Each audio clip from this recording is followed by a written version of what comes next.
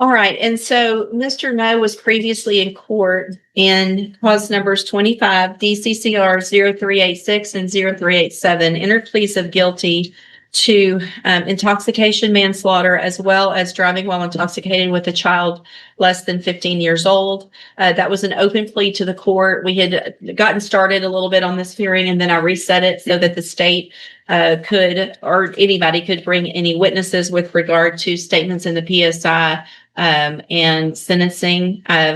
We've all had an opportunity, correct, to review the PSI. State has, yes, Your Honor. Other than what we've already discussed and what the defense has filed with regard to response and objections, anything else with regard to the pre-sentence report? Not from the state judge. Not at this time, Your Honor. Okay. There was also a letter from Joyce Barnes, the mother of the defendant, and I have that as well. Your Honor, I think we had also previously filed letters of support, which the court had reviewed. Okay. The state calls Trooper Angel Campos.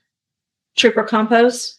I'm working on my 11th year serving in the Marine Corps, and currently I'm a Staff Sergeant E6 in the Marine Corps today. Describe for the judge what you observed when you made the scene. Initially, when I made the scene, I was expecting, like I was dispatched to two vehicles. Then I would later find out the two vehicles that I rode up on. One was the deceased's vehicle, and the other one was the witness that witnessed the entire crash. I didn't see a third, but I couldn't really comprehend what had happened because I couldn't find the car that did everything. And then I later found out through on-scene personnel that the vehicle that caused the crash was further down the road, upside down. Did you make contact with the driver or the operator of that vehicle? I did. And was he identified? He was. Who was he identified to be? Ray Anthony Noe. Okay. And was the vehicle that that the defendant Ray Anthony Noe was driving, was it also, did it have any passengers in it? It did. And how many, and what was their age in relationship to this defendant? It was his child. I want to get the age exact. I don't remember exactly, but he was around, I think he told me at the scene here that he told me he was 9 years old. Okay. And through your investigation, did you determine if that child was restrained in that vehicle during the crash? Yeah, the investigation determined the child was not restrained at the time. When you made contact with this defendant, we're not going to spend a lot of time on it because he's already pleaded guilty, but nevertheless, you observed signs of intoxication, correct? Yes. Did he refuse or did he consent to a blood draw?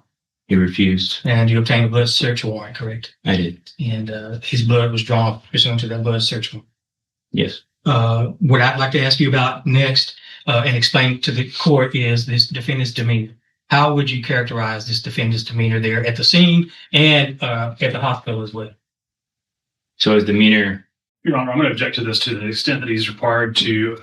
I don't have an objection to him observing what his observation, but to the extent he's going to opine, we're going to redo our objections that we've already made in our response to objections. That's overruled. He can testify as to what your opinion is as to his demeanor that evening. Please go ahead and answer. True. The demeanor on that night, he refused to comply with almost every order we gave him.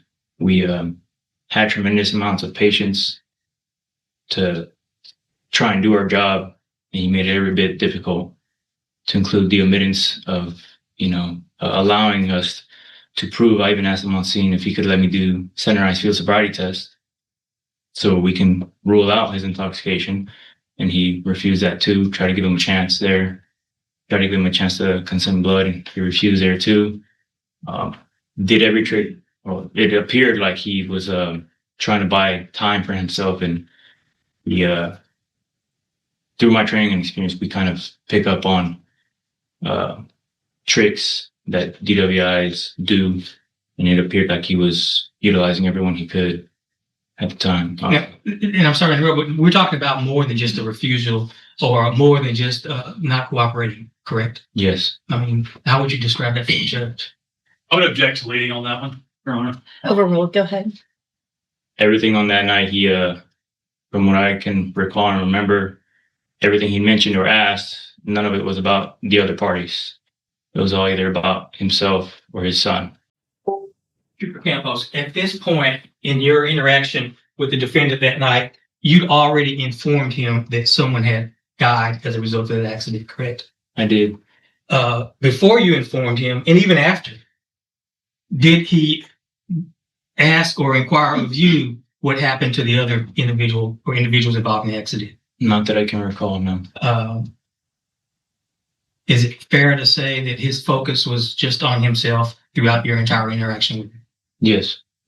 Pass the witness judge. Thank you, Mr. Coleman. Mr. Franklin? I have no questions for this witness, Your Honor. All right. Any objection to Trooper Campos being excused? No, yeah.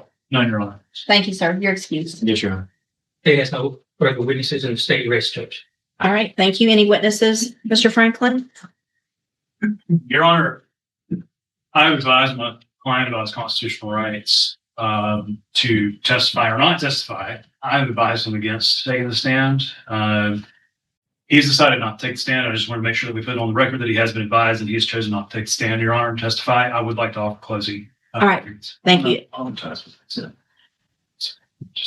And so, Mr. Noe, you have every right to testify if you would like. Obviously, you've already pled guilty, so there's not an issue with regard to, whether you did it or not. There's been a plea of guilty. If you've talked with your attorney and it's your decision not to testify, is that correct? I just wanted to apologize, ma'am. All right.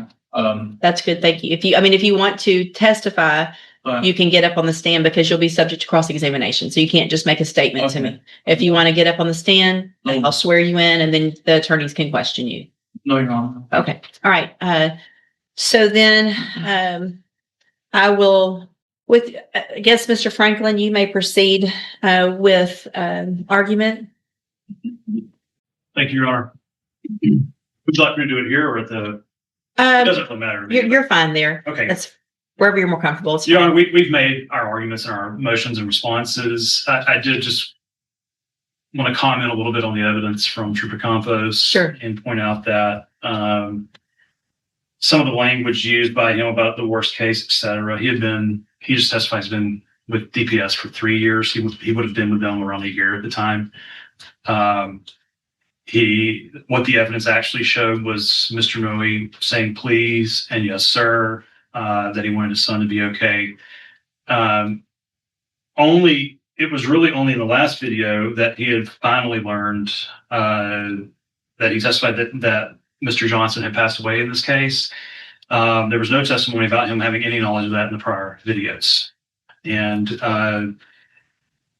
the question was, at this point, did he know? And he said yes, but there was no testimony that he did know in prior ones. And I think the evidence would reflect that as well. The other thing is, of course, the court takes into account all the evidence. Part of the statements about the reprehensible nature of my client's actions, about how he was belligerent and reckless, I'm not sure that any of the evidence produced by the state, particularly on the scale of belligerent and reckless defendants, actually rises to that level, and nor is his decision to exercise constitutional rights belligerent or reckless. And for these reasons, we ask the court to consider or not consider the statements regarding belligerent, or at least consider the evidence that was presented for what it was. And otherwise, our arguments have been in our written motion, Your Honor, and we've presented information to the court, including the letter from his mother, the letters of support, and the information about his sobriety since the accident. And for these reasons, we ask that this court put the defendant on probation, Your Honor. Thank you, Mr. Franklin. Mr. Coleman? Thank you, Your Honor. Likewise, I would rely on its pleading in its sentencing memorandum. Your Honor, the court's read it, so I'm not going to belabor it. If I could just briefly hit the high points, Your Honor. This defendant's blood alcohol was a 0.149, and he had his son, a child passenger in the vehicle, while he was driving at a 0.149, and that child, his son, who in the video he professed that he cared so much about, was not restrained by a seatbelt. Judge, we have a situation here, but for the grace of God, that his son didn't die, and that more people on the roadway that evening did not die. Judge, I think what's aggravating in this case, and I attached a copy of the safety paperwork to my sentencing memorandum, is that this defendant, as part of a probation for felony possession of marijuana back in 2013, was assessed 7 months of safety. And I would think that after 7 months of safety, he would have addressed what, if any, substance abuse issues that he may have had, that including alcohol. I find that him finding himself in this situation, a more egregious situation, could have been avoided had he taken full advantage of the rehabilitative effect of safety, Judge.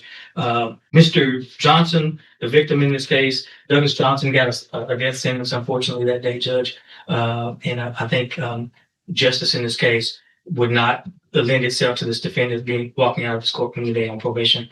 I think justice in this case would be for this defendant to spend some time in prison, Judge. I'm asking for prison on the closer end of towards 20 years. Thank you, Your Honor.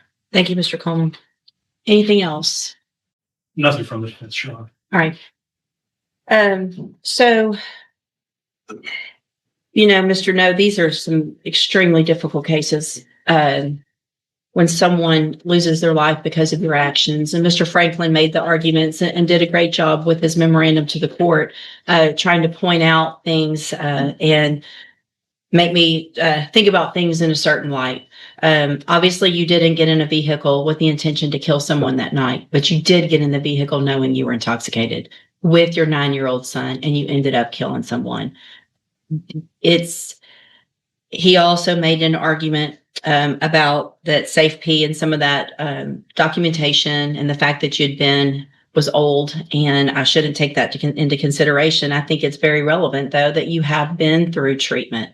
Even though it's been a while, you obviously had some issues, went through treatment, a serious treatment program where you're in custody in treatment. So you have felt what it's been like to be in custody and still committed this offense. I don't think probation is appropriate in this case or either case. I'm going to find in cause number 25 DCCR 0386.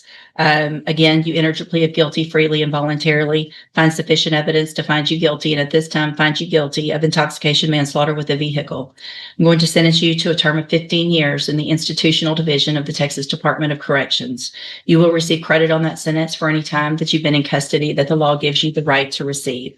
In cause number 25 DCCR 0387, also find that you entered that plea freely and voluntarily, find sufficient evidence to find you guilty, and at this time find you guilty of the state jail felony offense of driving while intoxicated with a child passenger, sentence you to a term of 2 years in the state jail prison. You will also receive credit on that sentence for any time that you were in custody that the law gives you the right to receive. I'm going to hand you in each of your cases, or to your attorney, he'll give it to you, the trial court certifications that shows these weren't agreements. You do have some limited rights to appeal, and you could talk to Mr. Franklin about that. I'm also handing you a written ineligibility to possess a firearm or ammunition. Because of the judgments entered against you, you're ineligible to possess a firearm or ammunition. Possession of a firearm or ammunition could lead to charges against you. If you have questions about the laws that make you ineligible to possess a firearm or ammunition or about how long that lasts, you can also talk to Mr. Franklin. Mr. Franklin, if you'll grab those for your client. Thank you to the troopers for being here, and court will be adjourned.